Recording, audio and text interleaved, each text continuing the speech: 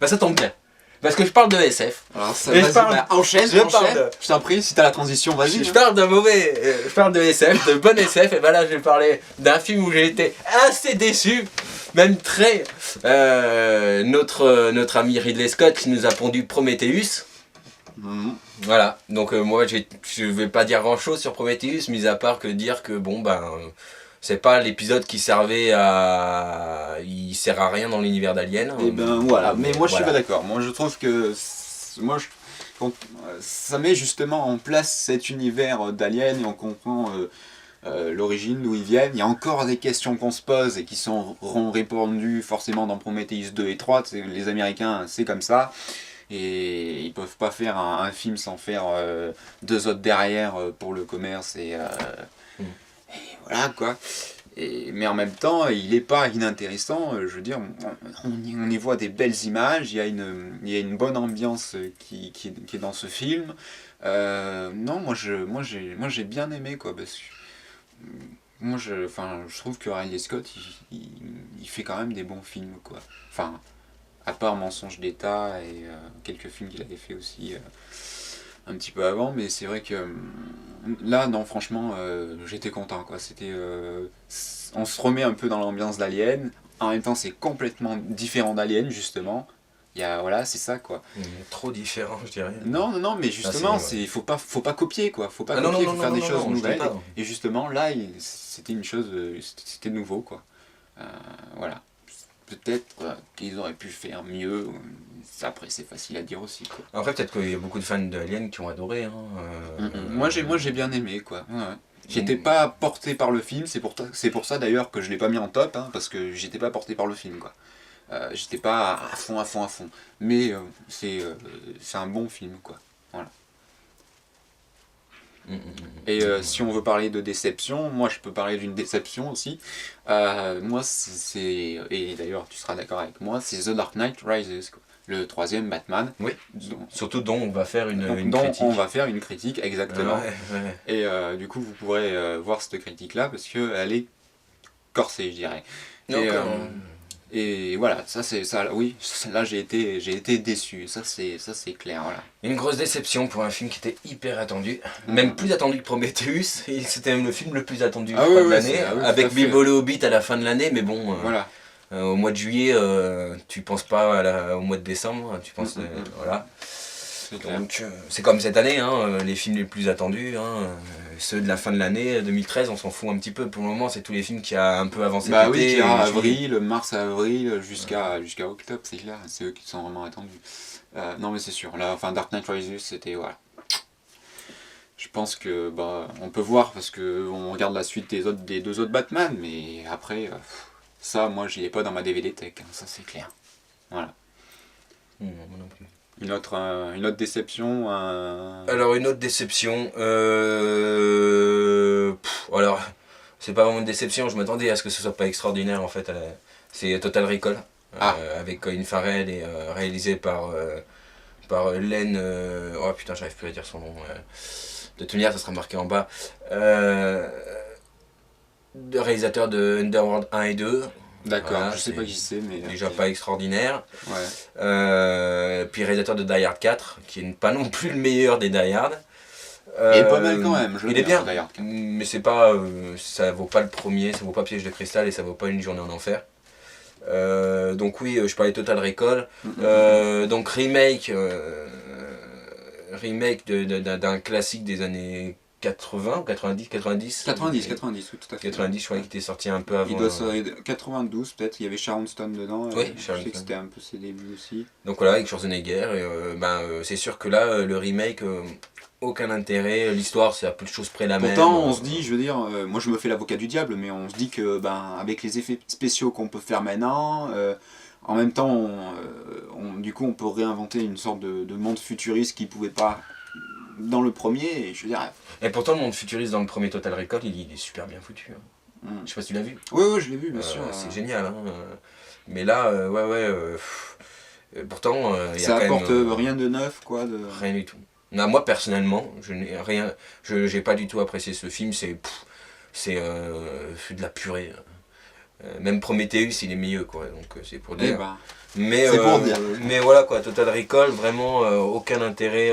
Puis bon, mais certes, il y a Colin Farrell. Bon, Colin Farrell, c'est pas non plus un très très bon acteur.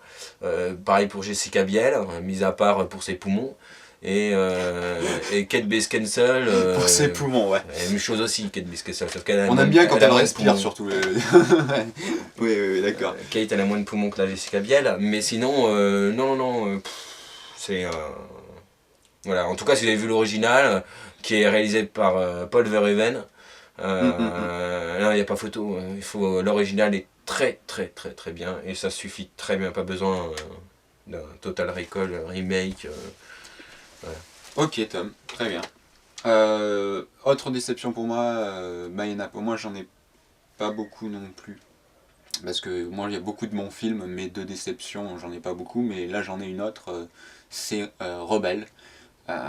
Ou The Brave en anglais, c'est-à-dire le dernier Disney, hein, sinon pas fait d'autres avant aussi. Pixar. Oui, Disney Pixar. Voilà. Oui, donc ce que vous avez tous vu à mon avis, la gamine rousse, quoi. Avec son arc, ouais. Voilà, son arc, et puis avec l'ours, c'est sa maman en fait qui est changée en ours. C'était pas. J'ai pas vibré, quoi. Alors là, on va me dire, ouais, avec un dessin animé, on vibre beaucoup. Bah oui, des fois, il y a un dessin animé, on s'éclate, quoi. Si on a l'esprit un peu enfantin et plein d'imaginaire, ouais, et ben non. Bah là, justement, non. Ouais. J'ai pas. Je me suis ennuyé, quoi. C'est pour dire qu'il y avait un court-métrage qui se passait avant. Qui était Et qui était 1000 fois mieux. Le coup avec les étoiles là. Ouais, c'est ça. Et la lune là, c'était beau, quoi. Ouais, c'était de la poésie et tout. Pas de paroles, rien. Et après on regarde ça et. Mais comme tous les Pixar, avant le Pixar, il y a toujours un petit court métrage présenté. Ouais. C'est sympa. Et c'est sympa. Et j'ai franchement préféré le court métrage au film. Alors c'est pour dire, quoi. Ouais, c'est vrai que moi c'est pareil. Donc je partage. Déçu par un bel, quoi. C'est la première, moi en tout cas c'est la première fois que je vois un Pixar au cinéma qui me déçoit. Parce que j'en ai vu d'autres des Pixar Cinoche, mais celui-là me déçoit, quoi. Il est vraiment moins bien que tout ce qui a été fait avant, quoi. Pourtant ils en ont fait plein et ils sont tous pratiquement très très bons, quoi. Tu regardes Wall-E, c'est génial. Tu regardes Mille et une pattes, c'est génial. Le dernier Toy Story aussi. Oui, Toy Story 3, génial. Ainsi que les trois Toy Story sont très bien. Non mais oui, c'est là, voilà, donc c'est vrai. Et pourtant, c'est pas faute en plus que j'avais envie que ce soit un film bien, parce que je veux dire que peu de temps avant, j'avais vu The Dark Knight Rises. Et j'étais déçu. Alors j'avais envie d'aller au cinéma et de pas sortir déçu. Là, double déception. Double déception, c'est lourd, hein. C'est lourd. Putain. Allez, toi. Moi, j'en ai deux, mais bon, deux, je pourrais même en rajouter encore au moins. Je pourrais même mettre 5 titres sans décrire et en disant que c'est des flops total. C'est vrai parce qu'en fait, dans tout ce qu'on a dit, on n'a pratiquement cité aucun film français. C'est bizarre ça. Peut-être, oui. Non, on n'a cité aucun film. Tu parles des flops ou top ou flop, il n'y a pas de film français. Top ou flop. Moi, j'ai pas de film français sur mon top et flop. Il n'y a pas de film français qui m'a porté, quoi, cette année, non. Non, alors bon, moi c'est vrai que pareil, c'est une déception, mais je savais que j'allais être déçu. C'est Jason Bourne, l'héritage. Ouais. Où à aucun moment on voit Matt Damon, oui, mais en même temps, connaît. Ça c'est pas grave, quoi, s'il y était pas. Je veux dire, non. Il peut faire quelque chose sans lui, mais après il faut que ce soit est-ce bon. que tu l'as vu le film? Non, je l'ai pas vu. C'est vrai, il faudrait que tu le vois alors. Non, sinon j'aurais fait quelque chose aussi, j'aurais dit quelque chose, mais. Mais non, même qui est Matt Damon ou pas, de toute manière, il serait même Matt Damon, il aurait pas été bon le film de toute façon. Le film ça apporte rien à la trilogie originale, déjà que dire que c'est une trilogie, c'est déjà un gros mot, je trouve. Parce que La mémoire dans la peau, La mort dans la peau, La vengeance dans la peau, c'est pas du tout vraiment une trilogie. C'est 3 films, c'est une trilogie. Mais il n'y a pas un début, un milieu et une fin. Parce qu'il n'y a pas ça. Oui, mais ils ont fait il y a une histoire. L'histoire se termine pas, il n'y a rien. C'est. Voilà quoi. On compare souvent Jason Bourne et James Bond, je préfère largement James Bond. Après, En autre déception, qu'est-ce que vous voulez que je vous mette d'autre? Il y a Resident Evil Rétribution. Oui, mais là, je vais dire, Resident en même Evil, temps, on s'y attend, quoi. Resident Evil? Oui. Oui, tu t'attends pas à ce que ce soit extraordinaire. Non, c'est pour ça que c'est peut-être pas la peine de le noter non plus, quoi. Non, donc voilà, mais c'est pour ça, là je donne des titres comme ça, mais Resident Evil Rétribution, Resident Evil 6, hein, voilà, et il y a eu quand même 5 daubes avant. Ils ont réussi à en faire une 6ème. Attention, il y a la 7ème qui débarque en 2014. Alors, oh, même pas 2014, il débarque en 2015-2016, je crois. Donc c'est dans un moment. Après, hein, il y en a d'autres. Hein. La Vérité si je mens 3. Ah, un français. Oui, c'était une vraie déception, La Vérité si je mens 3. Le 2 est 100 fois meilleur. Il n'est pas extraordinaire, mais il est 100 fois meilleur, le 2. Le 1 est pas terrible. Alors le 3, ça a été c'est le 2, mais en moins bon. Vite fait, hein, là pour terminer. Hein. Ghost Rider 2. Pareil, Nicolas Cage, bon ben c'est une belle daube. Déjà que le premier il valait pas grand chose, ben le deuxième il vaut pas grand chose non plus. Il est pas mieux que le premier. Il est un peu mieux. Il est un peu mieux quand même. Mais alors, vraiment un petit peu mieux. Hein, d'accord. Dur, c'est dur. Ça c'est clair.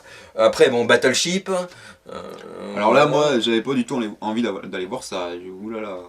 Donc Battleship, de toute manière, bon je suis pas allé le voir. J'ai pas payé ma place, sinon j'aurais pas payé ma place pour voir cette daube. C'est clair, moi non plus. Hein. Donc oui, bon bah voilà, Battleship. En même temps, et Rihanna a été, je crois, déclarée la plus mauvaise actrice du cinéma. Bon, en même temps, c'est pas une actrice, c'est une chanteuse. Bon, voilà. Il y a des chanteuses qui peuvent faire actrice, mais pas toutes les chanteuses. Hein. Et puis bon, bah après, pour finir, je pensais à... pareil, hein, on s'attend pas à grand chose. Blanche-Neige et le chasseur. Ouais. Voilà, bah, je crois que rien que le titre, Blanche-Neige et le chasseur, ça veut tout dire. Ouais. Ok, ben. Bon bah c'est dommage, on se quitte sur une note qui est pas très bonne parce qu'il y a que des films qu'on aime pas trop. C'est vrai que la prochaine fois on commencera par les flops et on finit par les tops. Hein. Voilà, comme ça on sera bien... Donc on se dit dans un an pour... voilà, pour faire le top et flop de l'année 2013. Mais cette fois on fera les flops et tops. Ok, bah ouais. Mais c'est vrai, mais si on veut finir sur une bonne note, bah, tout simplement, on espère que 2013 sera meilleur au niveau cinéma. On a quand même eu des bonnes choses, parce qu'il y a aussi des bons films, mais des très bons films. Ça, c'est toujours bien sûr plus rare, mais il y en a eu. Et des bons films, il y en a eu quand même pas mal. Il y en a eu. Donc voilà, mais après, qu'il y en ait des très très bons, on espère que pour 2013, ça fonctionnera comme ça. Bah, pour 2013, déjà, il y a des choses... Il y a des choses pareilles qui sont attendues, on espère qu'on ne sera pas déçus. Il y a des choses qui le sont moins et qui vont être des surprises. Voilà, c'est... Puis je parle pas de 2014, moi c'est plus 2014 que j'attends. Oh bah attends, déjà 2013, hein. Déjà en 2012 on devait tous crever, alors déjà vivons chaque année par année quoi. Tu vois. Ah ouais, ça, 2013 d'abord, ce sera bien. Bah oui, bah écoute... bah voilà, on n'a plus qu'à se souhaiter maintenant une bonne année 2013. Encore. Pour soi et pour le cinéma. Ouais, et puis que vous allez voir plein de films, du moins les films que vous avez envie de voir. Et pareil, hein, s'il y a des films que vous voulez qu'on critique, ou vous voulez avoir notre avis sur un film qui va sortir, ou autre, vous pouvez laisser un commentaire.